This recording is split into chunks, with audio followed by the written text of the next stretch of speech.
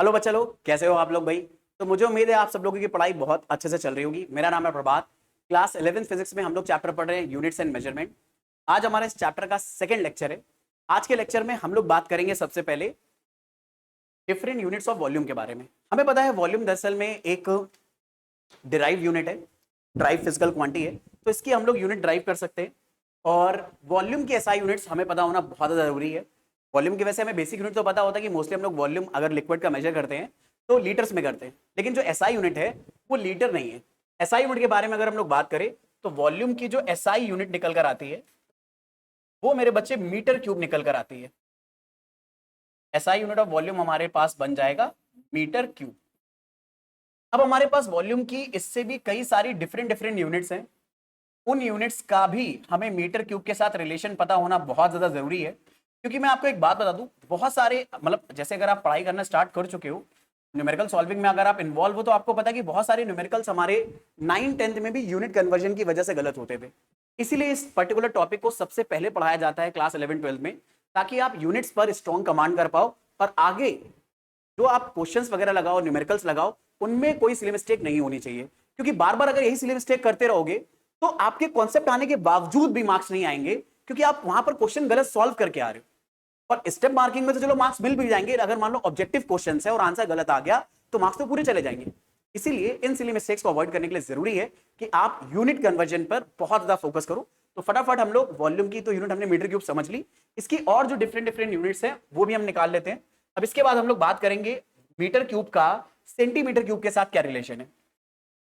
तो अगर हमें मीटर क्यूब वॉल्यूम को कभी भी सेंटीमीटर क्यूब में कन्वर्ट करना हो तो 1 मीटर क्यूब की वैल्यू हमेशा होती है 10⁶ सेंटीमीटर क्यूब के। अब ये कैसे आया, तो इसको सॉल्व करना बहुत ही ज्यादा सिंपल है और इसके आइडिया की हेल्प से हम आगे वाले सारे कन्वर्जन भी करेंगे जो आपको फॉलो करने हैं। बहुत ही ऑब्वियस है, कई लोगों ने तो पहले भी करा होगा। 1 मीटर क्यूब को आप लिख सकते हो 1 metre into 1 metre into 1 metre. हमें तो आंसर सेंटीमीटर क्यूब में चाहिए, तो 1 मीटर को सेंटीमीटर क्यूब में कन्वर्ट करने के लिए 1 मीटर को सेंटीमीटर में अगर कन्वर्ट करोगे तो वो 10⁻² सेंटीमीटर होता है। सिमिलरली ये 1 मीटर भी 10⁻² सेंटीमीटर हो जाएगा और ये 1 मीटर भी 10⁻² सेंटीमीटर हो जाएगा। इन तीनों को मल्टीप्लाई करोगे 10⁻², 10⁻², 10⁻², तो ये बन जाएगा 10⁻6 सेंटीमीटर। सेंटीमीटर सेंटीमीटर मल्टीप्लाई होकर बन जाएगा सेंटीमीटर क्यूब। तो 1 मीटर क्यूब में 10⁻6 सेंटीमीटर क्यूब आ गए। अब एक बहुत इंपॉर्टेंट बात मैं आपको बता रहा हूं, इसे अच्छे से याद रखना मेरे बच्चे। सेंटीमीटर क्यूब को हम लोग, सेंटीमीटर क्यूब जो यूनिट है इसको हम लोग क्यूबिक सेंटीमीटर भी कई बार बोलते हैं। कई बार बच्चों को यह नहीं पता होता है यार क्यूबिक सेंटीमीटर क्या चीज होती है। कई बार न्यूमेरिकल में लिखकर आता है कि एक पर्टिकुलर सब्सटेंस है हमारे पास 200 क्यूबिक सेंटीमीटर, तो बच्चों को लगता है क्यूबिक सेंटीमीटर क्या चीज है। तो ये नॉलेज भी आपके पास होना जरूरी है कि क्यूबिक सेंटीमीटर का मतलब होता है सेंटीमीटर क्यूब ही, और इसे शॉर्ट फॉर्म में सीसी भी लिखते हैं। जैसे आपने सुना होगा ना कि कोई बाइक है वो 500 सीसी की बाइक है, तो बेसिकली में हम उस बाइक के इंजन का वॉल्यूम बता रहे हैं कि वो 500 क्यूबिक सेंटीमीटर है। तो CC is nothing but cubic centimetre या सेंटीमीटर क्यूब। अब कभी भी सीसी लिखकर आया अगर आपके किसी न्यूमेरिकल में, आप समझ जाना वहां पर आपको वॉल्यूम दिया है दरअसल में सेंटीमीटर क्यूब के अंदर। अब जैसे हमने सेंटीमीटर में रिलेशन निकाला है, ऐसे ये रिलेशन हम मेरे बच्चे निकाल सकते हैं डेसीमीटर में भी। डेसीमीटर क्यूब में 1 मीटर क्यूब का डेसीमीटर क्यूब के साथ क्या रिलेशन है, और बहुत इंपॉर्टेंट रिलेशन होता है, ये भी बहुत फ्रीक्वेंटली पूछा जाता है। 1 मीटर क्यूब में 10⁻³ डेसीमीटर क्यूब आते हैं मेरे बच्चे। ये कैसे आया, अगर इससे आप निकालना चाहते हो तो इसका भी डेरिवेशन वही है कि हम लोग 1 मीटर क्यूब को 3 बार 1 metre into 1 metre into 1 metre multiply करके लिख सकते हैं। पर हमें आंसर अगर डेसीमीटर क्यूब में लाना है तो इस 1 मीटर को डेसीमीटर में बदलेंगे। अब 1 मीटर में 10 डेसीमीटर होते हैं। सिमिलरली इस 1 मीटर में भी 10 डेसीमीटर होंगे, इस 1 मीटर में भी 10 डेसीमीटर होंगे। तीनों को मल्टीप्लाई करोगे तो 10⁻³ डेसीमीटर क्यूब बनेगा। आप इन दोनों रिलेशंस को यूज करके सेंटीमीटर क्यूब और मीटर क्यूब के बीच में भी रिलेशन निकाल सकते हो। जैसे यहां से आप एक रिलेशन निकाल सकते हो 1 सेंटीमीटर क्यूब का मीटर क्यूब के साथ क्या रिलेशन है। तो अगर मुझे 1 सेंटीमीटर क्यूब की वैल्यू निकालनी है तो 10⁻6 को मेरे को डिवाइड में भेजना पड़ेगा। तो आप ये बोल सकते हो कि 1 सेंटीमीटर क्यूब बराबर आ जाएगा 1/10⁶ मीटर क्यूब। अब 1/10⁶ को आप चाहो तो लिख सकते हो 10⁻⁻⁻⁶। अभी हम क्यों कर रहे हैं, भला ऑब्वियस रीजन है, हमें 1 सेंटीमीटर क्यूब का मीटर क्यूब के साथ रिलेशन मिल गया। तो कभी भी अगर सेंटीमीटर क्यूब को मीटर क्यूब में कन्वर्ट करना है सेंटीमीटर क्यूब को मीटर क्यूब में अगर कन्वर्ट करना है तो बस 10 टू द पावर 6 से -6 से मल्टीप्लाई कर देंगे। किसी ने आपको बोला कि 275 सीसी हमारे पास वॉल्यूम है, इसे मीटर क्यूब में कन्वर्ट करो, तो बहुत सिंपल सा काम करना है। 1 सेंटीमीटर क्यूब में 10 to the power -6 metre cube है, तो 275 1 की वैल्यू दी है, 275 की पूछी है, तो आप बस 275 में मल्टीप्लाई कर दो 10 टू द पावर -6, ये आंसर मीटर क्यूब में आ जाएगा। यूनिट कन्वर्जन में ये नंबर्स हमारी बहुत ज्यादा हेल्प करेंगे। पर क्या ये सारे नंबर याद करने की जरूरत है? भाई मैं एडवाइस करूंगा याद कर लो तो अच्छी बात है, अदरवाइज आप नोटिस करो हम एक ही आइडिया की हेल्प से बाकी सारे आइडिया बस ड्राइव कर रहे हैं। याद कर लोगे तो बहुत टाइम बचेगा, नहीं करोगे तो वहां पर बार बार ड्राइव करना पड़ेगा। ऐसे ही 1 मीटर क्यूब और डेसीमीटर क्यूब के बीच में आप रिलेशन निकाल सकते हो, और रिलेशन आएगा 1 decimetre cube 10 to the power -3 metre cube के बराबर होता है। लेकिन हमारे पास वॉल्यूम की और भी सिंपल यूनिट्स अवेलेबल है मेरे बच्चे, तो उन सिंपल यूनिट्स के बारे में भी बात कर लेते हैं। जैसे सबसे सिंपल यूनिट हम लोग बात करते हैं लीटर। तो अब जो हमारे पास वॉल्यूम की एसआई यूनिट है मीटर क्यूब, उसका लीटर के साथ कैसा रिलेशन है? तो 1 मीटर क्यूब में 10 टू दी पावर 3 लीटर्स होते हैं, मतलब 1000 लीटर होते हैं बेसिकली में, 1000 को हमने 10 टू दी पावर 3 लिखा है। अब ये बात हमें पता कैसे चली कि 1 मीटर क्यूब में 10 टू दी पावर 3 लीटर होते हैं? तो बहुत ही सिंपल से एक्सपेरिमेंट से ये बात हमें पता चली।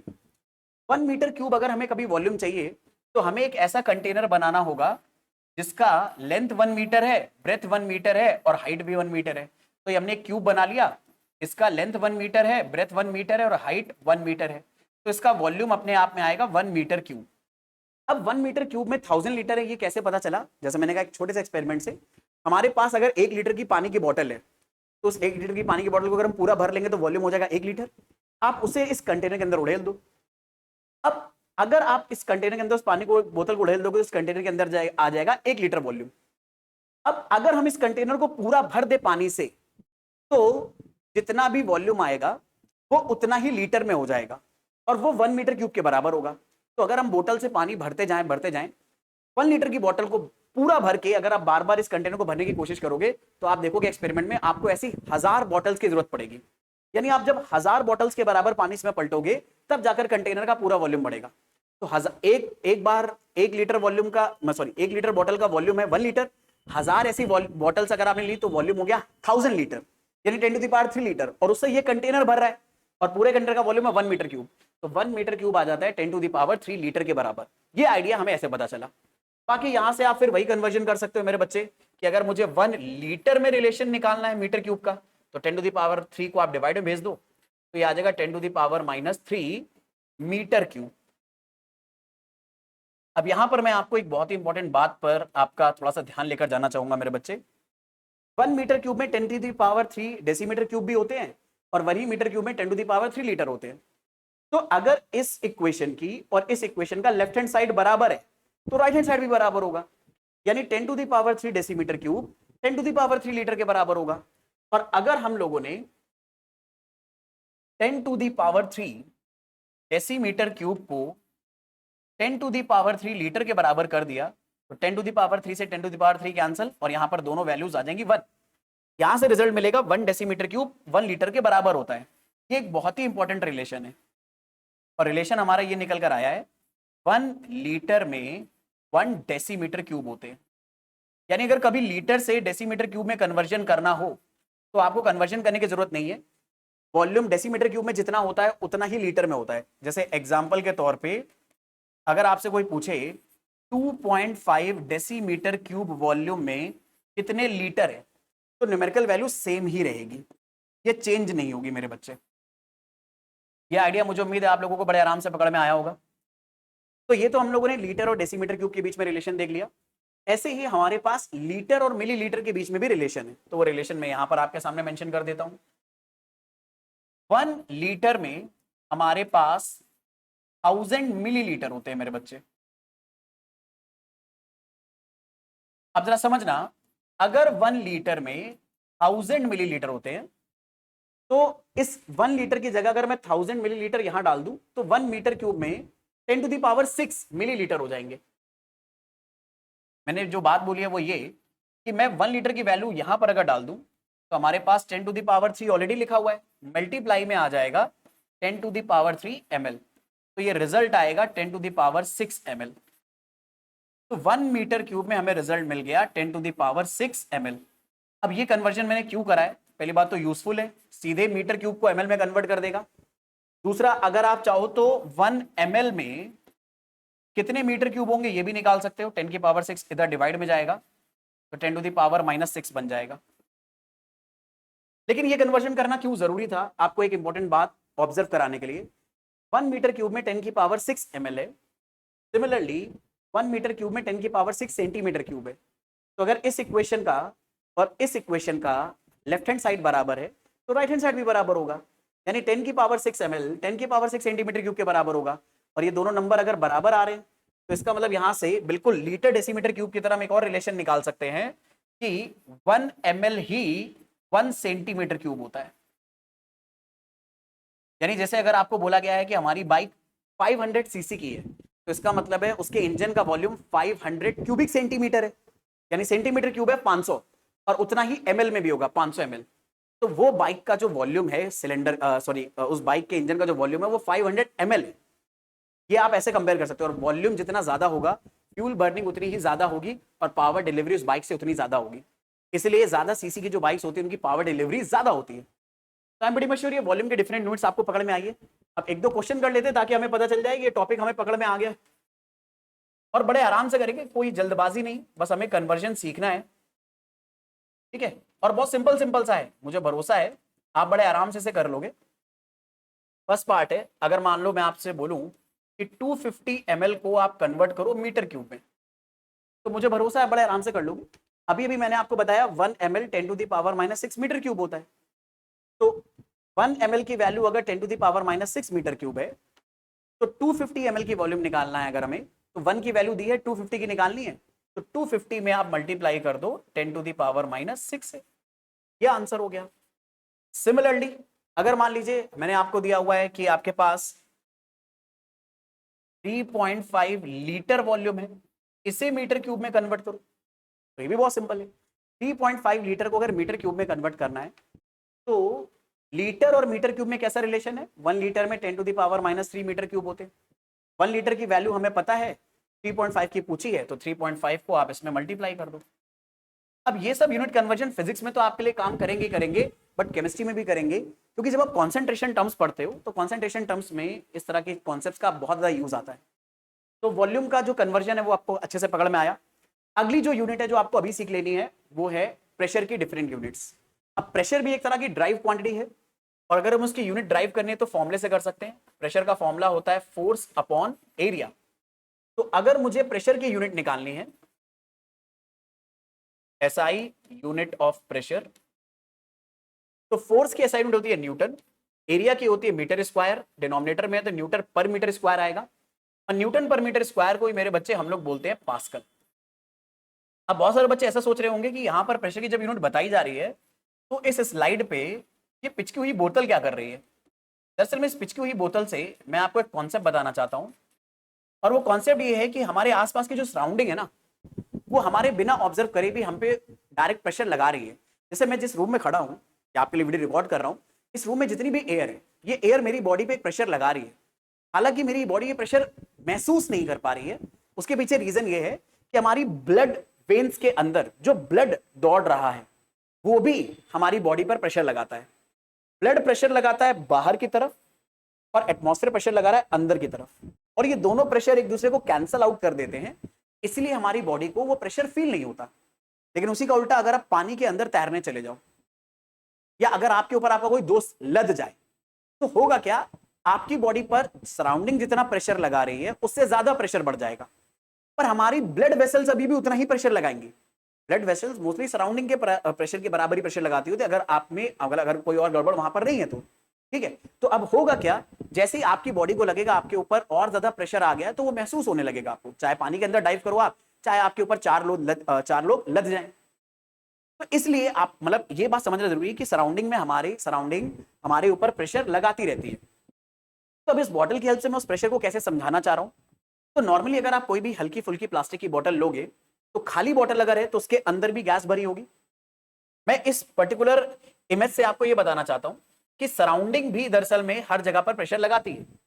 जैसे मान लो ये खाली पानी की बोतल है, खाली पानी की बोतल अगर है तो अंदर एयर होगी और अगर अंदर एयर है तो एयर कंटेनर की वॉल पर बाहर की तरफ प्रेशर लगाएगी। तो अंदर की जो एयर है वो कंटेनर की वॉल पर बाहर की तरफ प्रेशर लगा रही है, और जो बाहर की एयर है वो कंटेनर की तरफ अंदर की तरफ प्रेशर लगा रही है। अब यूजली क्या होता है, जो कंटेनर के अंदर की एयर है और बाहर की एयर है, उन दोनों का प्रेशर बराबर होता है। अब अगर दोनों का प्रेशर बराबर है तो ना तो ये जो हमारी बोतल है ये पिचकेगी, क्योंकि अगर बाहर का प्रेशर ज्यादा हो गया तो ये बोतल पिचक सकती है, और अंदर का प्रेशर अगर ज्यादा हो गया तो ये बोतल एक्सपैंड हो सकती है। पर दोनों प्रेशर अगर बराबर है तो ये बोतल जैसा उसका नेचुरल शेप है वैसा लिए रहेगी। पर जैसे ही आप खाली पानी की बोतल में, आपने अक्सर देखा होगा, खाली पानी की बोतल को अगर आप फ्रिज में रख दो, रेफ्रिजरेटर के अंदर रख दो, तो उसके अंदर की जो एयर है, अंदर की एयर ये ठंडी हो जाती है, और अंदर की एयर अगर ठंडी हो जाती है तो इसके अंदर से जो बाहर की तरफ प्रेशर लग रहा है वो कम लगता है, लेकिन बाहर से अंदर जो प्रेशर लग रहा है ये हाई है। ये हाई प्रेशर है, अंदर लो प्रेशर है। लेकिन ऐसा तभी हो पाता है जब आप कंटेनर को कूल कर दो। अब होगा क्या, बाहर से प्रेशर अगर ज्यादा है तो बोतल क्या हो जाएगी, पिचक जाएगी। इस बात को यहां पर दिखाकर मैं ये समझाना चाहता हूं कि हमारे आसपास की सराउंडिंग भी हमारे ऊपर प्रेशर लगाती है, और ये प्रेशर बहुत ह्यूज होता है। और अगर इसे आप पास्कल या न्यूटन पर मीटर स्क्वायर में मेजर करने बैठ गए तो मेरे बच्चे ये मेजरमेंट बहुत ही बड़ा नंबर आता है। और आपको पता है अगर कोई भी मेजरमेंट बहुत बड़ा नंबर आता है तो उसकी यूनिट को कन्वीनियंट बनाने के लिए हम यूनिट बदल देते हैं। जैसे एग्जाम्पल के तौर पर हम अगर दो शहरों के बीच की डिस्टेंस नापें, मतलब दिल्ली से अगर हम मुंबई के बीच की डिस्टेंस नापें तो दिल्ली से मुंबई के बीच की डिस्टेंस हम किलोमीटर्स में मेजर करते हैं कि 1000 किलोमीटर है, 2000 किलोमीटर है, 2500 किलोमीटर है। हम उसे मिलीमीटर में नहीं नापते, क्योंकि मिलीमीटर में नापोगे तो एक खामखा हमारे लिए इनकन्वीनियंट हो जाएगा। तो बड़ी चीजों का मेजरमेंट बड़ी यूनिट्स में करा जाता है, छोटी चीजों का मेजरमेंट छोटी यूनिट्स में करा जाता है। ये बड़ा सिंपल सा, बड़ा ऑब्वियस सा आइडिया है। तो ऐसे ही अगर हमारा एटमॉस्फेयर हमारे ऊपर बहुत ह्यूज प्रेशर लगाता है तो हम उस प्रेशर को मेजर करने के लिए एक बड़ी यूनिट का इस्तेमाल करते हैं। हाँ, उस बड़ी यूनिट का इस स्टैंडर्ड यूनिट के साथ रिलेशन होगा, लेकिन वो यूनिट हमारे लिए ज्यादा कन्वीनियंट होगी। और वो यूनिट जो हम लोग इस्तेमाल करते हैं मेरे बच्चे, उसका नाम है एटमॉस्फेरिक यूनिट। एटमॉस्फेरिक यूनिट दरअसल में एटमॉस्फेयर हमारी बॉडी के ऊपर, या हमारा जो पूरा अर्थ का एटमॉस्फेयर है वो सी लेवल पर कितना प्रेशर एक्सर्ट करता है उसे कैलकुलेट करता है। एटमॉस्फेरिक प्रेशर क्या मेजर कर रहा है, एटमॉस्फेरिक प्रेशर मेजर करता है हमारे जो पूरे अर्थ का एटमॉस्फेयर है, यानी अर्थ की जो सराउंडिंग है वो अर्थ के सी लेवल पर, सी के एरिया पर कितना प्रेशर लगा रही है। अब अर्थ का सराउंडिंग बहुत ज्यादा बड़ा है, बहुत हैवी है, बहुत प्रेशर लगाता है, लेकिन एरिया भी हमारे सी लेवल का उतना ही, हमारे सीज का एरिया भी बहुत ज्यादा है। तो जो प्रेशर हमने इवेंचुअली कैलकुलेट करा है, ठीक है, वो है मेरे बच्चे एटमॉस्फेरिक प्रेशर, और इसे शॉर्ट फॉर्म में लिखते हैं ATM. ATM is the short form for atmospheric pressure. और 1 एटमॉस्फेरिक प्रेशर में 101.3 इंटू 10⁻³ पास्कल होते हैं, मतलब न्यूटन पर मीटर स्क्वायर होते हैं। तो देख रहे हो, एक एटीएम हमारे अर्थ की जो सराउंडिंग है वो हमारे अर्थ के सी लेवल पर कितना प्रेशर लगा रही है। या इस रूम में अगर आप बैठे हो तो इस रूम की भी एयर आपके ऊपर इतना ही प्रेशर लगा रही है, और ये प्रेशर कितना आ रहा है, ऑलमोस्ट 101 इंटू 10⁻³ पास्कल। बहुत ज्यादा आ रहा है, हजारों पास्कल में आ रहा है, 1000 पास्कल में। बहुत ह्यूज प्रेशर लग रहा है हमारे ऊपर, लेकिन हमें ये फील भी नहीं हो रहा है। आप चाहो तो इस वैल्यू को ऐसे भी लिख सकते हो, 101.3 10⁻³ को मेरे बच्चे आप किलो बोल सकते हो, तो आप इसे बोल सकते हो किलो पास्कल। ये दोनों ही आंसर सही है। तो 1 एटीएम में, यानी जिसे हम एटमॉस्फेरिक प्रेशर बोलते हैं, ये एटमॉस्फेरिक प्रेशर को मेजर करने की यूनिट है और बहुत ह्यूज पास्कल के बराबर वैल्यू है। तो ये हो गई एटमॉस्फेरिक प्रेशर की यूनिट। अब एक और बात बताता हूं, हमारे पास प्रेशर की एक और यूनिट है, बहुत ही कॉमन यूज करते हैं, इसे बोलते हैं बार। दरअसल में ये बार वो वाला बार नहीं है जो आप सोच रहे हो, ये बार प्रेशर की एक यूनिट है। और क्योंकि हम पर ये यूनिट बहुत ज्यादा यूज होती है ब्रिटेन में बेसिकली में, और क्योंकि ब्रिटिशर्स ने हम पर बहुत ज्यादा राज करा है, तो आज भी हमारी टेक्स्ट बुक्स में इसके बारे में इंफॉर्मेशन दे रखी है। इवन मैं आपको एक बात बताऊं, जो मेरे बच्चे इंजीनियर बनने को जाएंगे और अगर उन्हें मैकेनिकल केमिकल इंजीनियरिंग मिल गई तो आप देखोगे वहां पर प्रेशर का मेजरमेंट हम मोस्टली बार में करते हैं। वहां पर जो न्यूमेरिकल सॉल्व करोगे, जो प्रॉब्लम्स आप सॉल्व करोगे, या जिस इंडस्ट्री में अगर जॉब करने जाओगे, कई बार आप देखोगे वहां पर जो प्रेशर है वो बार में ही मेजर हो रहा होगा। तो 1 बार में कितने पास्कल होते हैं, 1 बार में होते हैं 10⁵ पास्कल, या आप चाहो तो इसे लिख सकते हो 100 इंटू 10⁻³ पास्कल, या फिर आप इसे लिख सकते हो 100 किलो पास्कल। तो 1 बार में 100 किलो पास्कल है और 1 एटीएम में 101.3 किलो पास्कल है। तो आपको ये पता चल रहा होगा 1 एटीएम थोड़ा सा ज्यादा होता है 1 बार से। हाँ, मोस्ट कॉमनली हम लोग एटीएम का इस्तेमाल करते हैं, बार का बहुत कम करेंगे, खासतौर पर जब इंजीनियरिंग क्लासेस में आप जाओगे तभी आप ज्यादा इसका यूज करोगे। चले अपने डिस्कशन को आगे बढ़ाएं अब। ठीक है, एक मिनट दीजिएगा मेरे को बस। तो मुझे उम्मीद है यहाँ पर आपको प्रेशर की यूनिट पता चल गई।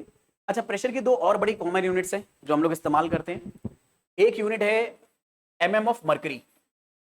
तो अगर हम लोग 1 एटमॉस्फेरिक प्रेशर के बारे में बात करें तो ये 760 mm ऑफ मर्करी के बराबर होता है। अब ये mm ऑफ मर्करी हम लेंथ में प्रेशर कैसे मेजर कर रहे हैं, अगर ये आपके मन में डाउट आया है तो इसके पीछे बहुत सिंपल सा लॉजिक है। एक मिनट देना बस, मैं आपको बताता हूँ हम लोग लेंथ की हेल्प से प्रेशर कैसे मेजर कर सकते हैं। तो यहां पर दरअसल में हम लोगों ने एक आइडिया ये लगाया कि जैसे मान लो अगर हमारे पास एक ट्यूब है, कोई हमारे पास ग्लास का एक कॉलम है और इस कॉलम के अंदर मर्करी लिक्विड अगर मैं भर दूं किसी एक सर्टेन हाइट तक, तो मर्करी जितना भी हमने भरा हुआ है वो अपने मास की वजह से इस, अरे क्या हो गया भाई, मर्करी अपने मास की वजह से इस कंटेनर की बॉटम पर एक फोर्स लगाएगा, फोर्स पर यूनिट एरिया से प्रेशर आएगा। यानी कुल मिला के ये मर्करी का जो पूरा लिक्विड का कॉलम है ये अपने कंटेनर के बेस पर एक प्रेशर लगा रहा है। और एक बहुत सिंपल सी बात आप समझ सकते हो, ये मर्करी का कॉलम में जितनी हाइट का बढ़ाता चला जाऊंगा यहां पे प्रेशर उतना ही ज्यादा बढ़ेगा, क्योंकि ज्यादा मर्करी है, ज्यादा दबाव डालेगा तो प्रेशर बढ़ जाएगा, कम मर्करी होगा तो कम दबाव डालेगा, कम प्रेशर आएगा। यानी यहां पर जो प्रेशर है वो दरअसल में मर्करी की हाइट से हम कंपेयर कर सकते हैं। मर्करी की हाइट जितनी ज्यादा होगी प्रेशर उतना ही ज्यादा होगा, मर्करी की हाइट जितनी कम होगी प्रेशर उतना कम होगा। तो इसलिए प्रेशर को मर्करी की हाइट के रिस्पेक्ट में निकाला जा सकता है। तो मर्करी की हाइट के रिस्पेक्ट में ही हम यहाँ पर मेजरमेंट कर रहे हैं। मतलब ये एग्जैक्टली प्रेशर में अगर कन्वर्ट करना है, अगर इस हाइट को एग्जैक्टली प्रेशर में अगर कन्वर्ट करना है तो हमें ये फॉर्मूला यूज करना होता है। शायद ये फॉर्मूला आप लोगों ने पढ़ा होगा, H डेंसिटी इंटू जी। मर्करी कॉलम की हाइट लो, मर्करी की डेंसिटी जी से मल्टीप्लाई करो तो एग्जैक्ट प्रेशर आएगा। लेकिन हम लोग जल्दबाजी में ऐसे बता देते हैं। ठीक है, मुझे उम्मीद है यहाँ तक ये बात पकड़ में आ रही होगी, सिंपल सा आइडिया। तो हम लोग मर्करी कॉलम के हाइट में भी प्रेशर को बता सकते हैं। अच्छा, अब हो सकता है आपके मन में डाउट आ रहा हो यार मर्करी ही क्यों ले रहे हैं। तो मर्करी इसलिए लिया क्योंकि इसकी डेंसिटी बहुत ज्यादा है। अगर आपने पानी ले लिया ना तो मर्करी कॉलम में जितना आपको कम हाइट में ज्यादा प्रेशर मिल जाएगा, वाटर में उतनी ही ज्यादा हाइट का प्रेशर, उतनी ही ज्यादा हाइट का कॉलम लेना पड़ेगा। एक मैं आपको एग्जांपल से बता देता हूं। जैसे मान लो एक हमारे पास लिक्विड कॉलम है, सॉरी एक हमारे पास कॉलम है, इस कॉलम में हमने मर्करी भर दी। तो अगर मुझे इसके बॉटम पर 1 atm प्रेशर चाहिए, मैं चाहता हूं कि ये मर्करी यहां पर 1 atm का प्रेशर लगाए, तो हमें मर्करी कॉलम की हाइट चाहिए होगी 760 mm, सिर्फ 760 mm, यानी 76 सेंटीमीटर के बराबर हाइट का अगर हमने मर्करी भर दिया इसके अंदर तो यहाँ पे प्रेशर 1 atm आने लगेगा सिर्फ 76 सेंटीमीटर से। उसी की बजाय अगर मेरे बच्चे आपने पानी लेने की कोशिश करी, आप चाहते हो कि यहां पर हम पानी भर दें और पानी के भरने की वजह से इसके बॉटम पर 1 atm प्रेशर आए, तो हमें ये जो पर्टिकुलर हाइट है ये लेनी पड़ेगी 10 मीटर। 10 मीटर का मतलब हो गया 1000 सेंटीमीटर। यहां जहां काम 76 सेंटीमीटर से चल रहा है यहाँ 1000 सेंटीमीटर लेना पड़ेगा, बहुत ज्यादा। मतलब ऑलमोस्ट मैं बता दूं ये 3 स्टोरी की बिल्डिंग हो जाएगा। 10 मीटर हाइट का मतलब है लगभग 3 माले की बिल्डिंग। तो 3 माले की बिल्डिंग के बराबर अगर आप एक ट्यूब बनाओगे, उस ट्यूब में पूरा पानी भरोगे, तब वो पानी अपने बॉटम पर 1 atm प्रेशर लगाएगा, जबकि मर्करी सिर्फ 76 सेंटीमीटर में लगा देगी। ये डेंसिटी का सारा खेल है। तो इसलिए हम लोगों ने जो चूज करा है वो मर्करी को करा है, वाटर को चूज नहीं करा है, क्योंकि मर्करी डेंसिटी बहुत ज्यादा है। तो 1 atm में 760 mm मर्करी होता है। एक और बात मैं यहीं पर आपको बता देता हूँ, mm ऑफ मर्करी को मेरे बच्चे हम लोग टॉर भी बोलते हैं। तो आप चाहो तो इसे टॉर्क की यूनिट में भी मेजर कर सकते हो। और देखो ऑलमोस्ट हम लोगों ने अभी तक 20 मिनट ले लिया ऑलमोस्ट इस लेक्चर को कवर करने में, ये 2 यूनिट बताने में। लेकिन आप मेरे को बाद में थैंक यू बोलोगे, क्योंकि ये यूनिट्स बहुत ज्यादा यूज होंगी आपके आगे आने वाले टॉपिक्स के अंदर। इन यूनिट्स पर अगर आपने कमांड कर लिया तो आगे आपके लिए चीजें बहुत सिंपल हो जाएंगी। अब 1-2 क्वेश्चन फटाफट फॉलो कर लेते हैं ताकि हमें पता चल जाए कि हमें ये आइडिया समझ में आए हैं। तो हमें कुछ यूनिट्स कन्वर्ट करनी है, बहुत सिंपल से क्वेश्चन है, मुझे उम्मीद है आप बड़े आराम से कर लोगे। पहला क्वेश्चन है कि अगर मैं आपसे पूछूं 2.5 atm के अंदर कितने पास्कल होते हैं ये बताओ। यानी एटमॉस्फेरिक प्रेशर में यूनिट दे रखी है, एसआई यूनिट में हमें निकालना है। तो आइडिया बहुत सिंपल है, 1 atm में 101.3 इंटू 10⁻³ पास्कल होते हैं। तो 1 atm की वैल्यू पता है, 2.5 की निकालनी है, 1 की पता है, 2.5 की निकालनी है। तो यूनिटरी मेथड बोलेगा कि 1 की वैल्यू में 2.5 का मल्टीप्लाई कर दो, तो इतने पास्कल हमारा आंसर आ जाएगा। बिल्कुल सही बात है। सेकंड क्वेश्चन, अगर मैं आपसे ये पूछूं कि 0.5 एटीएम में कितने mm ऑफ मरकरी होते हैं, तो मुझे उम्मीद है ये भी बड़े आराम से आप बता लोगे, कोई दिक्कत नहीं। भाई 1 एटीएम में 760 mm मरकरी होता है, तो 0.5 एटीएम में 1 की वैल्यू पता है 0.5 की निकालनी है, तो यूनिटी मेथड बोलेगा 1 की वैल्यू में तुम 0.5 का मल्टीप्लाई कर दो, तो 1 एटीएम में 760 mm मरकरी, तो 0.5 में 0.5 इंटू 760 mm मरकरी।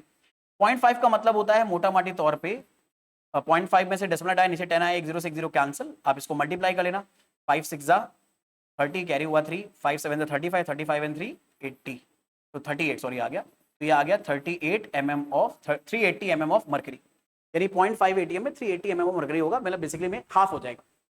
ऐसे ही आप चाहो तो मरकरी को भी कन्वर्ट, mm ऑफ मरकरी को कन्वर्ट कर सकते हो एटीएम में। जैसे अगर मैं थर्ड क्वेश्चन पूछूं, मैं आपसे ये पूछूं कि हमें दरअसल में दे रखा है 190 mm ऑफ मरकरी, आप पहले से कन्वर्ट करो एटीएम में और बाद में से कन्वर्ट करो पास्कल में, तो मुझे उम्मीद है बड़े आराम से कर लोगे, कोई जल्दबाजी नहीं है। तो mm ऑफ मरकरी को अगर एटीएम में कन्वर्ट करना है तो पहले हमें ये देखना पड़ेगा ना 1 mm ऑफ मरकरी में कितने एटीएम है, तो उसके लिए हमें क्या करना पड़ेगा, एक बड़ा सिंपल सा काम करना पड़ेगा, ये 760 इधर डिवाइड में भेज दो, तो यहां बचेगा 1। अब बच्चे कई बार क्या करते हैं, जब 760 को डिवाइड में भेजते हैं तो यहाँ 0 लिख देते हैं। अगर कोई भी चीज आपने डिवाइड में भेजी ना, तो राइट हैंड साइड पर 1 बचेगा, 0 नहीं बचेगा, तो 1 mm ऑफ मरकरी आ जाएगा 1/760 एटीएम के। अब हम इसी चीज का यूज कर लेंगे, 1 mm ऑफ Hg 1/760 mm होता है, तो हमें 1 mm ऑफ मरकरी की वैल्यू पता है, 190 की निकालनी है, तो हम लोग क्या करेंगे 190 का मल्टीप्लाई कर देंगे 1 की वैल्यू में, 10 से 10 कैंसिल, 19 4 76, तो आंसर आ रहा है 1/4 एटीएम। अब मान लो मुझे पास्कल में निकालना है, तो यार मुझे एटीएम को पास्कल में कन्वर्ट करना आता है, मुझे ये पता है कि 1 एटीएम में 101.3 इंटू 10³ पास्कल होते हैं, तो मैं यहां पर क्या करूंगा 1/4 एटीएम में अगर मुझे पास्कल निकालने हैं तो 101.3 इंटू 10³ पास्कल से मैं मल्टीप्लाई कर लूंगा, इसको सॉल्व कर लेना, यही हमारा आंसर आ जाएगा। तो इस तरह से यूनिट कन्वर्जन हम वॉल्यूम और प्रेशर का बड़े आराम से कर सकते हैं। अब यहाँ पर कुछ बच्चे सोच रहे होंगे कि मैं बोल रहा था बार बड़ी इंपॉर्टेंट यूनिट है, पर मैंने एक भी एग्जांपल बार का नहीं लिया, तो मैं आपको बता दूं बार आपको अपनी न्यूमेरिकल सॉल्विंग में काफी कम देखने को मिलेगा, लेकिन जब भी मिलेगा ये कन्वर्जन आपको यूज करना होगा, ठीक है। अब अपनी डिस्कशन को आगे बढ़ाते हैं। अब हमारे पास ये तो ड्राइव यूनिट्स बड़ी इंपॉर्टेंट थी, हमारे पास 2 सप्लीमेंट्री यूनिट्स भी हैं। 2 सप्लीमेंट्री यूनिट्स का मतलब क्या होता है, सप्लीमेंट्री यूनिट्स का मतलब है ये फंडामेंटल यूनिट्स की तरह काम तो नहीं करती, लेकिन यूज बहुत होती हैं फिजिक्स के अंदर, केमिस्ट्री के अंदर, ठीक है, और मैथ में भी। तो उनमें से पहली फंडामेंटल यूनिट है मेरे बच्चे प्लेन एंगल, मतलब बेसिकली में ये नॉर्मल एंगल है जो आप निकालते आ रहे हो। एंगल आपने पता है 30 डिग्री, 40 डिग्री, 50 डिग्री, ठीक है, ऐसे ही एंगल आपको निकालने, लेकिन अभी तक आपने एंगल की पता नहीं डेफिनेशन पढ़ी है या नहीं पढ़ी है, तो बहुत अच्छी बात, नहीं पढ़ी तो आज पढ़ लो। तो एंगल को कभी भी अगर आपको डिफाइन करना हो, तो एंगल को डिफाइन करने के लिए हम क्या करते हैं, एक अप्रोच लगाते हैं। अप्रोच ये होती है कि अगर हमें किसी भी एंगल की वैल्यू निकालनी, तो आपको पता है 2 साइड्स को या दो लाइंस को, जब 2 लाइंस आपस में एक जगह पर इंटरसेक्ट करती हैं तो उनके बीच में एक एंगल बनता है। तो वो 2 लाइंस जब आपस में इंटरसेक्ट करती हैं तो उन दोनों लाइंस की अगर लेंथ बराबर ले लें और उस लेंथ को आर मान के हम एक आर्क कंप्लीट कर लें, ये आर्क हमेशा किसी ना किसी सर्किल का छोटा सा पार्ट होगा। जैसे मान लो इसको अगर मैं बढ़ा दूं तो ये पूरा एक आर रेडियस का सर्किल बनेगा, और ये हमारा छोटा सा एक आर्क है। तो ये आर्क सर्किल के सेंटर पर जो एंगल सबटेंड कर रहा है, उस आर्क की लेंथ का आर के साथ जब रेशियो निकालोगे तो वही एंगल के बराबर आएगा। ये प्लेन एंगल की डेफिनेशन है। तो प्लेन एंगल अगर हमें थीटा निकालना है तो हम क्या करेंगे, जिन 2 लाइंस को मिलाकर ये थीटा बन रहा है उन लाइंस की बराबर डिस्टेंस हम लेंगे आर के बराबर। इस डिस्टेंस को आर रेडियस मानकर एक सर्किल बनाएंगे, और जैसे हम सर्किल बनाने की कोशिश करेंगे तो जैसे ये दोनों रेस कट जाएंगी, ये हमारी आएगी आर्क लेंथ। इस आर्क लेंथ का आर के साथ जब हम रेशियो लेंगे तो इस रेशियो को बोलेंगे प्लेन एंगल। तो प्लेन एंगल की डेफिनेशन ये होती है, और प्लेन एंगल नोटिस करना हमें आर्क की लेंथ और रेडियस ऑफ सर्किल के बीच में रिलेशन भी बनाकर देता है। बाकी अगर बात करें जाए प्लेन एंगल, ये तो एक हमारे पास फंडामेंट, ये हमारे पास एक सप्लीमेंट्री क्वांटिटी हो गई। इसके यूनिट के बारे में अगर बात करी जाए तो इसके यूनिट हम मोस्टली यूज करते हैं रेडियन। मेरे बच्चे, आप लोगों को तो दरअसल में डिग्री की आदत है, लेकिन हम लोग फिजिक्स में मोस्टली जो यूनिट यूज करेंगे प्लेन एंगल की वो है रेडियन। हाँ, लेकिन कॉमन यूनिट जो हम लोग बार बार लेते हैं वो तो मेरे बच्चे होती है डिग्री। तो इसका मतलब है रेडियन और डिग्री के बीच में कोई रिलेशन होना चाहिए। यानी अगर मान लो आपको 60 डिग्री एंगल दिया है तो रेडियन में कन्वर्ट करना आना चाहिए, रेडियन में दिया तो डिग्री में कन्वर्ट करना आना चाहिए। लगता है 10th क्लास में हमने सीखा हो, लेकिन 11th में एक बार फटाफट रिकॉल कर लेते हैं। तो आप इन फॉर्मूलाज का यूज करके अगर डिग्री में एंगल दिया है तो डिग्री में पाई का मल्टीप्लाई करो, 180 से डिवाइड करो, एंगल रेडियन में आ जाएगा। और अगर एंगल रेडियन में दिया है तो 180 से मल्टीप्लाई करो, पाई से डिवाइड करो, एंगल डिग्री में आ जाएगा। तो आप इस तरह से किसी भी डिग्री के एंगल को रेडियन में और रेडियन के एंगल को डिग्री में कन्वर्ट कर सकते हो। और जरूरी नहीं कि आप ये दो फॉर्मूले याद करो, आप एक फॉर्मूले से भी काम चला सकते हो, ठीक है। और उस फॉर्मूले को आप यूज करके अगर रेडियन दिया है तो डिग्री में निकाल सकते हो, डिग्री दिया है तो रेडियन में निकाल सकते हो। आप चाहो तो इसके अलावा एक और फॉर्मूला यूज कर सकते हो। वो फॉर्मूला है किसी भी एंगल की जो डिग्री में मेजरमेंट आ रही है उसका 180 के साथ जो रेशियो आएगा वही रेशियो उस एंगल की रेडियन में जो वैल्यू आ रही है उसका पाई के साथ आएगा। अब इस फॉर्मूले का यूज करके आप डिग्री को रेडियन में और रेडियन को डिग्री में कन्वर्ट कर सकते हो। जैसे कि एग्जांपल प्रैक्टिस करके देखते हैं ताकि हमें समझ में आ जाए कि ये आइडिया, ये टॉपिक हमें पकड़ में आया है। देखते हैं आगे जगह है क्या, नहीं है, तो यहीं पे देखते हैं, फटाफट देखते हैं। छोटा सा क्वेश्चन है, मान लो मैंने आपसे कहा कि आप कन्वर्ट करो 30 डिग्री को इनटू रेडियन। तो हम लोग फॉर्मूला फॉलो करेंगे कि एंगल की डिग्री में जो वैल्यू है उसे 180 डिग्री से डिवाइड करो, ये एंगल की जो रेडियन में वैल्यू आएगी उसको पाई से डिवाइड करने के बराबर आएगी। अब डिग्री में आपने वैल्यू रख दी 30 डिग्री, ये हो गया डिवाइडेड बाई 180 डिग्री, ये दोनों कैंसिल हुए, 1/6 आया, ये वैल्यू आ रही है रेडियन बाय पाई के बराबर। पाई को क्रॉस मल्टीप्लाई कर दो तो ये आ गया पाई बाय 6। तो एंगल की जो वैल्यू आ रही है रेडियन में वो आ रही है पाई बाय 6, यानी 30 डिग्री एंगल रेडियन में पाई बाय 6 के बराबर होता है, ठीक है। अच्छा, एक बात इंपॉर्टेंट और बता दूं, जब कभी भी आप एंगल रेडियन में बोलोगे तो आप डिग्री वर्ड इस्तेमाल नहीं करोगे। रेडियन दरअसल में आप ये मान सकते हो इक्विवेलेंट होता है रियल नंबर के, और जब आप नंबर बताते हो तो डिग्री वेरी नहीं बताते। तो यहाँ पर आपको कोई डिग्री बताने की जरूरत नहीं है मेरे बच्चे। रेडियन को कभी डिग्री में नहीं बताया जाता है एंगल में, लेकिन हाँ अगर आप डिग्री लिख रहे हो तो डिग्री को रेडियन में कन्वर्ट कर सकते हो। बाकी एक बड़ी इंपॉर्टेंट बात बताऊंगा मेरे बच्चे कि हम लोग जो डिग्री में एंगल मेजर करते हैं हम उससे भी छोटे एंगल निकाल सकते हैं। हम एंगल मिनट्स में भी निकाल सकते हैं और सेकंड में भी निकाल सकते हैं। जिस तरह से आर को मिनट और सेकंड में कन्वर्ट कर सकते हो, ऐसे ही किसी एंगल की डिग्री की वैल्यू को भी मिनट और सेकंड में कन्वर्ट करा जा सकता है। लेकिन यहां पर जो मिनट और सेकंड इस्तेमाल करेंगे ये एंगल के मिनट और सेकंड है, टाइम के मिनट और सेकंड नहीं है। हाँ, लेकिन नंबर का जो रिलेशन है वो बिल्कुल वैसे ही है। कैसे है? जैसे मान लो अगर हमारे पास कोई 1 डिग्री का एंगल है, ये मान लीजिए एक छोटा सा एंगल हमने बनाया है 1 डिग्री का, तो इस 1 डिग्री एंगल का ये पूरा आर्क लेंथ होगा, ये आर्क लेंथ और ये रेडियस मानकर हम यहां पर सेंटर पे कितना एंगल बना रहे हैं 1 डिग्री। अब कहानी ये है मेरे बच्चे, अगर इस 1 डिग्री के एंगल के हम 60 बराबर टुकड़े कर दे, 60 इसके टुकड़े कर दे, देखो हमने यहां पर टोटल कितने टुकड़े करे हैं 60, तो इस एक टुकड़े का जो एंगल आएगा, यानी जब आप इसे ज्वाइन करोगे ये, तो बहुत नन्ना मुन्ना सा एंगल आ रहा है, दिखाई दे रहा है ना, बहुत छोटा सा एंगल है। तो इस बहुत छोटे से एंगल को आप ये बोल सकते हो कि ये 1 डिग्री का 60th पार्ट है, क्योंकि 60 बराबर टुकड़े करें तो ये 1/60 पार्ट है। तो ये जो 1/60 पार्ट आया है इसी को हम बोलते हैं 1 मिनट। तो ये हमारा 1 मिनट होता है एंगल, यानी 1 डिग्री का जो 60वां हिस्सा है 60th पार्ट है उसे बोलते हैं हम लोग 1 मिनट। तो आप ऐसा भी बोल सकते हो मेरे बच्चे कि 1 मिनट जो एंगल होता है, अच्छा मिनट का जो एंगल का सिंबल है वो है ये डैश। तो आप ये बोल सकते हो कि 1 डिग्री में 60 मिनट्स होते हैं। आप इसे पढ़ोगे ऐसे, ये तो सिंबल है लेकिन पढ़ोगे ऐसे कि 1 डिग्री जो एंगल होता है ये 60 मिनट ऑफ एंगल के बराबर होता है। और सिमिलरली आप चाहो तो 1 मिनट के भी 60 टुकड़े कर सकते हो और एंगल को छोटा कर सकते हो। अब 1 मिनट बहुत छोटा एंगल है, इसके 60 टुकड़े अगर मैंने यहीं पे कर दिए तो दिखाई नहीं देंगे, इसीलिए हम जानबूझ के क्या कर रहे हैं, दोबारा से इसको और बड़ा करके बना रहे हैं। अब यहां पर हमने एंगल लिया है 1 मिनट, आप ये मान के चलो ये 1 मिनट है, उसी को हमने जूम कर दिया है। तो इस 1 मिनट को 60 टुकड़े अगर करेंगे तो ये जो हमारा दरअसल में पहला हिस्सा आ रहा है ये आएगा 1 मिनट का 60th पार्ट, और इसी को बोलेंगे 1 सेकेंड। तो हमारे पास यहां पर एक रिलेशन निकल कर आया कि जो 1 मिनट होता है वो 60 सेकेंड के बराबर होता है। सिंबल ऐसे लगते हैं, 1 के ऊपर एक बार डैश बना दो, 60 के ऊपर डबल डैश बना दो, तो इसे पढ़ते हैं सेकेंड और इसे पढ़ते हैं मिनट। तो आप इसे बोल सकते हो कि 1 मिनट एंगल की जो वैल्यू है वो 60 सेकेंड ऑफ एंगल के बराबर होती है। यहां पर हम ये मिनट और सेकेंड एंगल के लिए ले रहे हैं, टाइम के लिए नहीं ले रहे, लेकिन जो वैल्यू है वो वैसी ही है।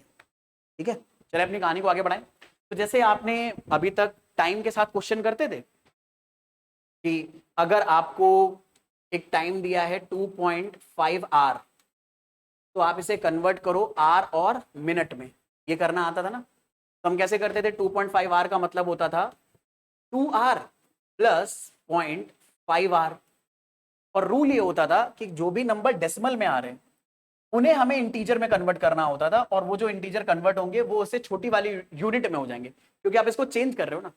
तो 2.5 आर में 2 तो पूरे पूरे आर हैं, लेकिन मिनट अगर बताने तो मिनट की वैल्यू सिर्फ डेसिमल वाले आर से आएगी। तो डेसिमल वाले आर को हमें मिनट में कन्वर्ट करना है, तो हमें पता है कि 1 आर में 60 मिनट होते हैं, तो 0.5 आर में 0.5 इंटू 60 मिनट हो जाएंगे, ये आएगा आपका 30 मिनट। तो ये सीधे आप क्या लिख सकते हो, 30, ये इंटीजर बन गया ना। अगर ये भी डेसिमल आए तो इसका मतलब इसको सेकंड में कन्वर्ट करने की जरूरत है, पर डेसिमल में नहीं आ रहा तो सेकंड में कन्वर्ट करने की जरूरत नहीं है। बिल्कुल वैसे ही आप एंगल्स के साथ भी काम करो। अच्छा, आप जरा नोटिस करो, 1 डिग्री में 60 मिनट और 1 मिनट में 60 सेकेंड। तो अगर मैं पूछूं कि यार 1 डिग्री में कितने सेकेंड्स आएंगे, तो ये तो वही वाला सवाल हो गया। 1 आवर में 60 मिनट, 1 मिनट में 60 सेकेंड, तो बताओ 1 आवर में कितने सेकेंड। याद है ना, कई लोगों को याद होगा 3600, बिल्कुल वैसे ही आएगा। तो 1 डिग्री में 3600 सेकेंड्स होते हैं। ये भी एक कन्वर्जन बहुत इंपॉर्टेंट है, ये अच्छे से आपको पता होना चाहिए। हेयर एंड देयर यूज हो सकता है, तो आपको बता रहा हूं मैं।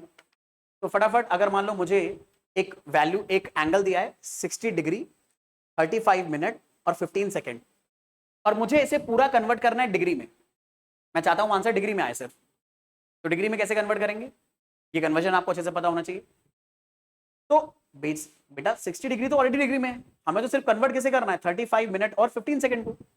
अब 15 सेकेंड को हम सीधे अगर डिग्री में कन्वर्ट करना चाहते हैं, तो 1 डिग्री में 3600 मिनट है, तो 1 डिग्री में 3600 सेकेंड है।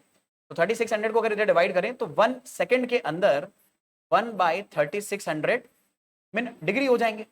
तो सेकेंड को डिग्री में कन्वर्ट करने के लिए हम 3600 से डिवाइड करेंगे। तो यहां पर देखो हमने वही करा है, 15 सेकेंड को 3600 से डिवाइड करा, डिवीजन आ रहा है 0.004167, ये हमारा आंसर आ रहा है मेरे बच्चे डिग्री में। ऐसे ही आपको ये जो आंसर, ये जो आपको वैल्यू दे रखी है मिनट में, मिनट को भी डिग्री में कन्वर्ट करना होगा। तो मिनट को डिग्री में कन्वर्ट करने के लिए 60 से डिवाइड कर दोगे। जैसे आपको मिनट को आर में कन्वर्ट करने के लिए अगर मैं आपसे बोलूं, तो ना, अगर मैं बोलूं 5 मिनट को आर में कन्वर्ट करो, तो आप यही तो करते हो, 60 से डिवाइड करते हो। सिमिलर लॉजिक से अगर एंगल वाले मिनट को डिग्री में कन्वर्ट करना है, एंगल वाले मिनट को अगर आपको डिग्री में कन्वर्ट करना है, तो इसे भी आपको 60 से डिवाइड करना होगा। तो हम यहां पर वही काम कर रहे हैं मेरे बच्चे, 35 को 60 से डिवाइड कर रहे हैं, ये नंबर आ रहा है। बट 60 डिग्री तो ऑलरेडी डिग्री में ही दे रखा है, तो इन तीनों को अगर हम सम कर देंगे तो हमारा फाइनल आंसर डिग्री में आ जाएगा। इन तीनों को सम करोगे तो ये रिजल्ट आ जाएगा डिग्री में। तो अगर कभी भी आपको एंगल डिग्री, मिनट और सेकंड में दिया है, तो आप उसे पूरा डिग्री में कन्वर्ट कर सकते हो, मिनट को 60 से डिवाइड करके, सेकंड को 3600 से डिवाइड करके और सबको ऐड करके। इसका उल्टा भी हो सकता है कि एक बार करना पड़े। उल्टे में क्या, कि आपको मान लो एंगल पूरा डिग्री में दिया होगा, लेकिन आपको उससे मिनट सेकंड के साथ कन्वर्ट करना है। मतलब जैसे नहीं, हम लोग बोलते हैं, जैसे अगर मान लो अभी टाइम बज रहा है 3:20 और 10 सेकंड, तो आप ऐसे बता सकते हो ना, 3:20 और 10 सेकंड, पूरा आप अलग अलग वैल्यू बता रहे हो। पर अगर आप चाहो तो इसे पूरा आर में बता सकते हो। उस आर को अगर मिनट, सेकंड और आर तीनों में रिप्रेजेंट करना है तो कैसे करते हैं वो अपन सीखते हैं, ये भी इंपॉर्टेंट है। तो जैसे मान लो यहां पर आपको दिया है एक एंगल 47.31 डिग्री। अब 47.31 डिग्री हमें दे रखा है, और हमें इसे कन्वर्ट करना है डिग्री, मिनट और आर की डिग्री, मिनट और सेकंड की इंफॉर्मेशन में। तो आपको एक बात बताता हूं, जब कभी भी कोई भी एंगल डेसिमल के साथ दिया जाए डिग्री में, तो डेसिमल के पहले वाला जो नंबर है वो पूरा का पूरा ऑलरेडी डिग्री में आ जाता है। यानी 47 आप इसे पूरा पूरा मान सकते हो डिग्री में। तो डिग्री में जो वैल्यू है वो तो 47 है। जैसे अभी हम लोगों ने टाइम के साथ करा था कि टाइम 2.5 आवर अगर हमें दे रखा था, तो हमने जो 2r है उसे पूरा अलग मान लिया था और 0.5r को अलग, और इस r को ही मिनट में कन्वर्ट करा था। सिमिलर लॉजिक से यहां पर भी जो डेसिमल के पहले वाला न्यूमेरिकल वैल्यू होगा इंटीजर, वो हमारा पूरा डिग्री की वैल्यू में असाइन हो जाएगा। हमें कन्वर्जन सिर्फ डेसिमल्स का ही करना होगा, क्योंकि डेसिमल वाली ही वैल्यू छोटे नंबर्स हैं, वो मिनट और सेकंड में कन्वर्ट होंगे। 60 मिनट से अगर कोई भी छोटी वैल्यू आएगी, हम तभी उसको मिनट में डिजाइन करेंगे, मिनट में कंसीडर करेंगे, वरना उसे पूरा डिग्री में दे देंगे। तो इसीलिए 0.31 डिग्री को मुझे मिनट में कन्वर्ट करने के लिए 60 से मल्टीप्लाई करना पड़ा, क्योंकि मुझे पता है 1 डिग्री में 60 मिनट होते हैं। तो मैंने 0.31 को 60 मिनट से मल्टीप्लाई करा, आंसर आया 18.6 मिनट। अब यहां पर दिक्कत ये हो गई कि मिनट में भी डेसिमल का नंबर आ गया। मिनट में डेसिमल का नंबर आना हमें यह बताता है कि दरअसल में अभी हमें इसे आंसर को सेकंड में भी लाना है। जैसे जब आंसर 47.31 डिग्री था तो डेसिमल के पहले वाला पूरा नंबर डिग्री बन गया। ऐसे अगर ये आंसर 18.6 मिनट है तो इसका मतलब ये मेरे बच्चे 18 मिनट 0.6 मिनट है। और हम कभी भी मिनट और सेकंड्स को डेसिमल में रिप्रेजेंट करना प्रेफर नहीं करते। तो अगर ये 0.6 मिनट आ गया, यानी आप मिनट के कई हिस्से कर रहे हो, तो इसे बेटर सेकंड में कन्वर्ट कर दो ताकि इंटीजर में आंसर आ जाए। तो हम अब क्या कर रहे हैं, इस मिनट को सेकंड में कन्वर्ट कर रहे हैं। तो सिर्फ हमें इस मिनट को सेकंड में कन्वर्ट करना है। तो 0.6 को हमने 60 से मल्टीप्लाई करा, आंसर आ गया 36। अब देखो ये भी इंटीजर बन गया, ये आ गया 36 सेकंड, ये आ गया 18 मिनट और ये आ गया 47 डिग्री। तो आप इन तीनों को जोड़ दो, सारे इंटीजर 47 डिग्री 18 मिनट 36 सेकंड, ये हमारा पूरा आंसर हो गया। तो आपको दोनों तरह के कन्वर्जन करने आ गए होंगे। अगर एंगल आपको डिग्री मिनट और सेकंड में दिया है तो पूरा डिग्री में निकाल सकते हो, और अगर एंगल डिग्री में दिया है तो आप डिग्री मिनट और सेकंड में निकाल सकते हो। और सेकंड में अगर निकालना है तो आपका मिनट की जो वैल्यू है वो डेसिमल में आनी चाहिए, और अगर डिग्री से मिनट में निकालना है तो डिग्री का कोई ना कोई एंगल डेसिमल में आना चाहिए। अगर ये पूरा एंगल डिग्री में आ रहा है, मतलब इंटीजर आ रहा है, डेसिमल की कोई वैल्यू नहीं आ रही है, तो वो आप दरअसल में सेकंड में कन्वर्ट, मिनट में कन्वर्ट नहीं करोगे। जैसे एक एग्जांपल लेता हूं मैं। मान लो मेरे बच्चे, मैंने कहा कि मुझे 35 डिग्री को डिग्री मिनट और सेकंड में कन्वर्ट करना है। अब 35 में कोई डेसिमल का टर्म ही नहीं है, तो दरअसल में इसकी जो पूरी डिग्री वैल्यू है वो तो 35 है। अब डेसिमल की कोई वैल्यू नहीं है, इसका मतलब इसमें कोई भी ऐसा डिग्री नहीं है जो फ्रैक्शन में, और फ्रैक्शन में अगर नहीं है तो उसे आप मिनट में कन्वर्ट नहीं करोगे, तो यहां पर मिनट 0 होंगे और सेकंड भी 0 होंगे। आप दरअसल में डिग्री को मिनट और सेकंड में तभी कन्वर्ट करोगे जब डिग्री की वैल्यू डेसिमल में दे रखी है, या नहीं थी तुमने नहीं करी। तो ये सारी कहानी है प्लेन एंगल की, और आई एम प्रीटी श्योर इसके साथ भी आप कंफर्टेबल हुए होंगे कि एंगल की भी छोटी यूनिट्स होती है, मिनट भी और सेकंड भी। अब एक लास्ट एंगल बचा है, सॉलिड एंगल। ये बस एज अ डेफिनेशन आपको ध्यान रखना है हियर एंड देयर, क्योंकि ये टॉपिक ना अभी तक पूछा नहीं गया जेईई के अंदर। स्कूल एग्जाम में तो खैर आपको पता है कि एनसीईआरटी से ये काफी ज्यादा ओमिट हो चुका है, लेकिन जेईई में नहीं, जेईई के लिए आप नीट के लिए कुछ नहीं कह सकते, डायरेक्ट क्वेश्चन आ भी सकता है। तो आपको सॉलिड एंगल की डेफिनेशन पता होनी चाहिए। हालांकि सॉलिड एंगल का यूज करके बहुत सारे डिफिकल्ट न्यूमेरिकल क्लास 12th के आप सॉल्व कर सकते हो, लेकिन बिना उसके भी काम चल जाता है, लेकिन डेफिनेशन जरूर पता होनी चाहिए सॉलिड एंगल की। अब सॉलिड एंगल क्या होता है, दरअसल में अगर ये मानो हमारे पास कोई स्फीयर है, अब इस स्फीयर का अगर हमने ये थोड़ा सा पोर्शन लिया तो ये हमारे पास एक कर्व्ड सरफेस है। स्फीयर का एक कर्व्ड सरफेस है, जैसे आप इमेजिन करो आपके पास फुटबॉल है, ठीक है, या बास्केटबॉल है, तो बास्केटबॉल पे जो धारियां बनी होती हैं, तो वो धारियां अगर आप एक एक धारी को ऑब्जर्व करो तो वो हमारे लिए एक सेक्शन का, एक कर्व्ड एरिया का काम करेगी। अब ऐसे हम लोगों ने क्या करा, स्फीयर के ऊपर ये कर्व्ड एरिया लिया है, तो ये पूरा कर्व्ड एरिया इसके सेंटर पर अगर ज्वाइन करो सब जगह से, तो ये जो एंगल बनेगा, इस एंगल को हम बोलते हैं सॉलिड एंगल। नोटिस करना, ये एंगल हमारे नॉर्मल प्लेन एंगल से डिफरेंट है। प्लेन एंगल कैसे बनता है, अगर मैं आपको रिकॉल कराऊं, प्लेन एंगल के लिए हम क्या कर रहे थे, एक आर्क जो कि 1 डायमेंशन फिगर है, एक आर्क 1 डायमेंशन फिगर है, इस 1 डायमेंशन फिगर को हम उसके सेंटर से ज्वाइन कर रहे थे। तो ये हमारा ये आर्क पूरा एक दरअसल में सर्किल का पार्ट था। तो सर्किल का एक पार्ट, उसके सेंटर पे जो एंगल बना था उसे बोलते हैं प्लेन एंगल। लेकिन स्फीयर का कर्व्ड पार्ट, उसके सेंटर पे जो एंगल बनाता है उस एंगल को बोलते हैं सॉलिड एंगल। और सॉलिड एंगल मेरे बच्चे कभी भी ऐसे नहीं नापा जाता, ये हमेशा ऐसे सर्कुलर नापा जाएगा, सर्कुलर या ओवल, ठीक है। तो सॉलिड एंगल में यही डिफरेंस है प्लेन एंगल से, कि प्लेन एंगल प्लेनर होता है, मतलब 1D या 2D में इसका शेप होता है, ठीक है। लेकिन जो सॉलिड एंगल होता है वो इस तरह से बनता है, मतलब एक कर्व्ड सरफेस सेंटर पे जो एंगल बनाती है उसे बोलेंगे सॉलिड एंगल, और ये हमारा प्लेन एंगल। सॉलिड एंगल निकालते कैसे हैं? सॉलिड एंगल का सिंबल होता है ओम का सिंबल, ओम। और ये जो हमारा कर्व सरफेस एरिया है, ये एरिया रेडियस के स्क्वायर के साथ जो रेशियो बनाता है उसी को बोलते हैं हम लोग सॉलिड एंगल। इसे हम लोग ओम से डिनोट करते हैं और इसकी यूनिट होती है स्टेरेडियन या एसआर। ठीक है, I hope you are getting this idea, visualise कर पा रहे हो। और इसको एज अ डेफिनेशन ही आप याद रखो कि ये जो पूरा का पूरा स्फेरिकल पार्ट है, ये स्फेरिकल पार्ट सेंटर पे जो एंगल बना रहा है इसी को हम लोग बोलते हैं सॉलिड एंगल।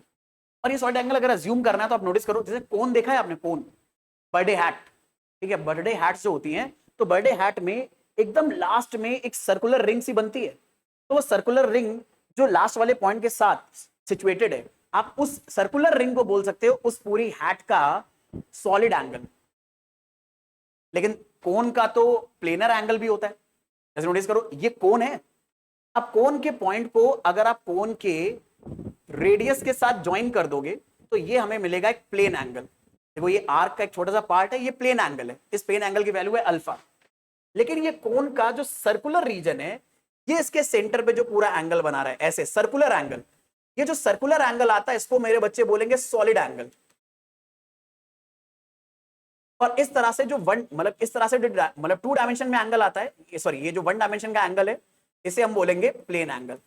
मतलब प्लेन एंगल दरअसल में एक प्लेनर आर्क ने बनाया है। आर्क हमेशा सर्किल का पार्ट है और सर्किल एक प्लेन में बनता है, लेकिन जो सॉलिड एंगल होता है ये स्फीयर के कर्व सरफेस का पार्ट होता है, और क्योंकि स्फीयर एक सॉलिड फिगर होता है इसलिए इस एंगल को बोलते हैं सॉलिड एंगल, तभी इन दोनों के नाम ऐसे दिए गए। अब सॉलिड एंगल और प्लेन एंगल में भी रिलेशन होता है।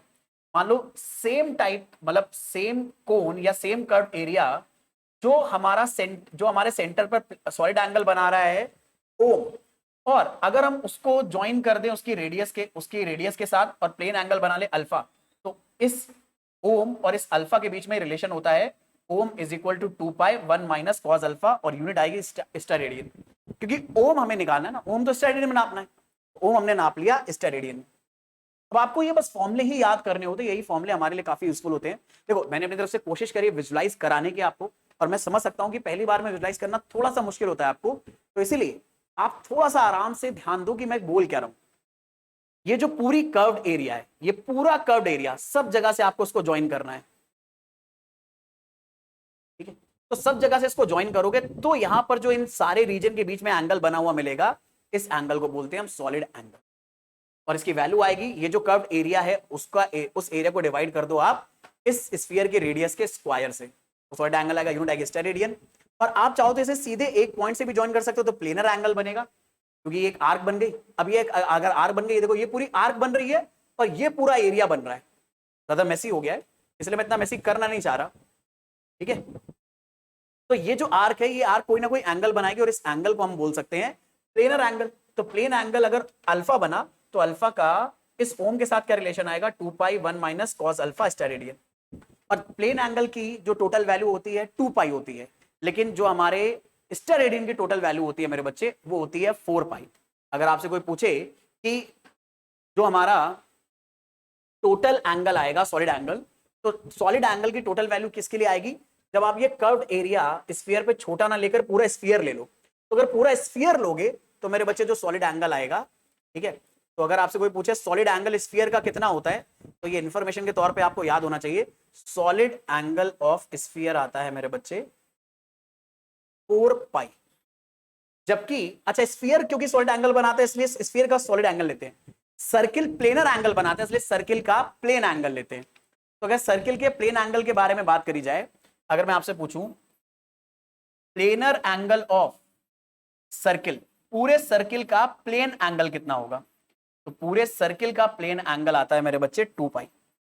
ये पूरा अगर सर्किल बना लूं तो ये पूरा सर्किल का जो आर्क लेंथ हो जाएगा वो हो जाएगा 2 pi r divided by r, r से आर कैंसिल, तो प्लेन एंगल आ जाएगा 2 पाई अगर मैं पूरा सर्किल ले लूं। तो इसलिए पूरे सर्किल का जो एंगल आएगा प्लेनर एंगल वो 2 पाई, और पूरे स्फीयर का सॉलिड एंगल अगर निकालना है तो हमें पूरे स्फीयर का एरिया लेना पड़ेगा। पूरे स्फीयर का एरिया होता है 4 pi r square, 4 pi r square को आर स्क्वायर से डिवाइड करोगे तो रिजल्ट क्या आएगा 4 पाई, और मैंने गलती से ओम लिख दिया है क्या, 4 पाई। कैसे आ रहा है, आई होप ये वाला आइडिया आपको पकड़ में आ रहा है। शॉर्ट एंगल के काफी यूज आ सकते हैं, हालांकि ज्यादा जरूरत नहीं पड़ती जेई मेंस और नीट में। हाँ, कभी कभी एडवांस में अपनी नॉलेज और गेन करने के लिए आप इसके ऊपर क्वेश्चंस ले सकते हो, अदरवाइज तो एज ए डेफिनेशन ही ये सबसे ज्यादा यूज होता है। बाकी आज के लेक्चर में इतने रखेंगे। आई होप ये सारी चीजें आपको कवर हुई होंगी। तो मिलेंगे नेक्स्ट क्लास में, तब तक के लिए जम के पढ़ाई करते रहो, रिवीजन करते रहो, जो भी डाउट आते रहे हमारे साथ डिस्कस करते रहो। उस तक रीच आउट करने के सारे social media link description box में गिवन है। और ये चीजें अगर टॉपिक आपको समझ में आए हैं तो अप्रिसिएशन शो करने के लिए चैनल को सब्सक्राइब कर लेना, क्योंकि ये आपके लिए बिल्कुल फ्री होता है, लेकिन इससे हमें बहुत मोटिवेशन मिलता है आपके लिए और ऐसा एजुकेशन कंटेंट बनाने के लिए, ताकि आप अपनी प्रिपरेशन को और इंप्रोवाइज कर सको। तो मिलेंगे नेक्स्ट क्लास में। See you next class. Bye everyone, take a very good care of yourself.